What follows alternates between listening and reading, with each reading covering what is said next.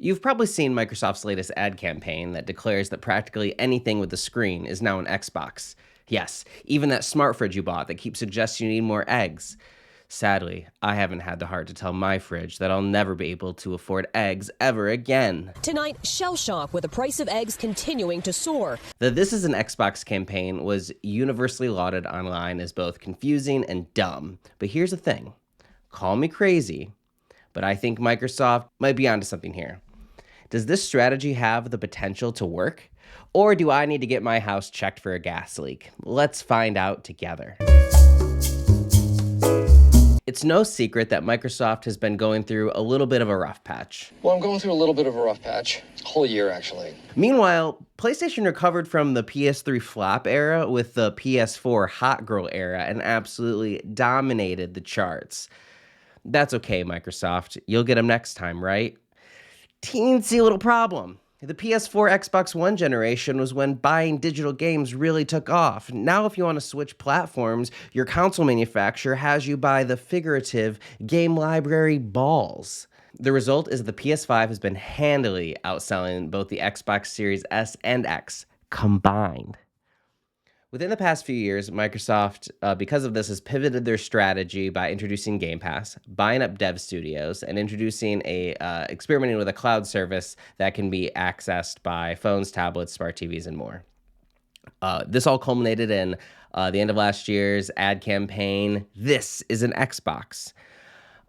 Many are raising alarms, especially after Xbox began releasing formerly exclusive games on PlayStation and Switch with the intention of kind of expanding the number of these releases in the future. To some, this might look like Xbox is giving up on hardware and trying to go join Sega in the loser's corner, but to those people I say,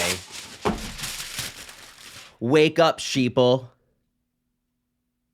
It's not just Xbox, everyone is going through it now. The entire gaming industry is facing massive challenges. Studios are consolidating or closing, game files are getting enormous, and development costs are skyrocketing.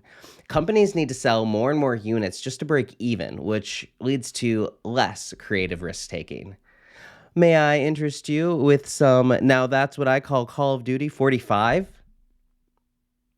What's more, visual improvements between console generations are becoming less drastic over time. The ninth generation's main advantage over Gen 8 was basically just faster loading times than revolutionary graphics. I mean, Chris Sawyer wrote Roller Coaster Tycoon in assembly, but in order to make Spider-Man look like this, instead of this, you need 80 more gigabytes of space and like 4 teraflops of graphics power. Shout out to my econ teacher because this is a prime example of diminishing marginal returns. Meanwhile, free-to-play service games like Fortnite have proven incredibly profitable. Instead of charging $70 up front, they make money on microtransaction and maximize profits by being available on as many platforms as possible. This is where Game Pass enters the picture. It's saving me from having to figure out what Roblox is by offering a vast library of pretty good games through a subscription model that works like Netflix, and it can work across tons of different devices, and it can even adapt the offerings available on the service to meet market conditions and what people are more interested in. While Game Pass shows promise, it's not without its challenges. Some Game Pass studios have faced closure despite critical success, and major titles like Starfield and others may not have met financial expectations.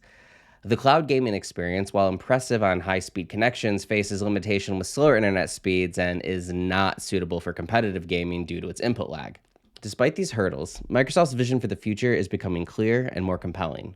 Also, we can't forget that the Nintendo Switch proved that there's a massive demand for playing console-quality games on the go, selling hundreds of millions of units by letting players seamlessly transition between TV and handheld gaming. Here's where Microsoft's strategy gets really clever. Instead of losing money selling these fancy boxes to put under your TV, they're turning devices you already own into gaming machines.